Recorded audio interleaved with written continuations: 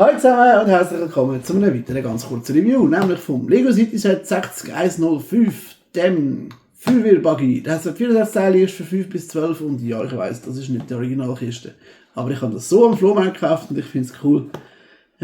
Das ist mal eine Praline-Kiste gesehen und jetzt ist es eine Lego-Kiste. Ist doch toll. Jedenfalls, der unverbindliche Verkaufspreis ist mal gesehen 6,99 $ und 5,99 €. Den Schweizer Frankenpreis habe ich nicht gefunden, aber ich nehme an, irgendwo zwischen 5 und 7 Franken. Genau, da drin hat es natürlich die Anleitung für wie man es baut. Dann der Feuerwehr Buggy, der hat extra grosse Räder dafür, dass er auch Offroad kann überall fahren. Es hat eine Ruine dabei, wo man Feuer machen kann.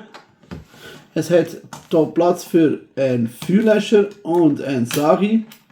Sagi brauchen wir jetzt hier natürlich nicht, aber der coole Feuerwehrmann hier, der muss jetzt hier aussteigen und da laufen, damit ihr schauen könnt. Nämlich der hat hier Atemluft und ist recht gut gelohnt drin, würde ich sagen. Der nimmt dann natürlich den Feuerlöscher vom Auto und läuft hier hin und löscht das Feuer. Genau. Und das war's auch schon. Ich hoffe, euch hat das kleine Set trotzdem gefallen und ihr lasst mir ein Like da und einen Kommentar.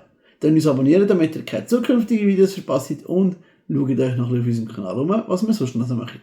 Danke vielmals und bis nächstes Mal. Ciao zusammen.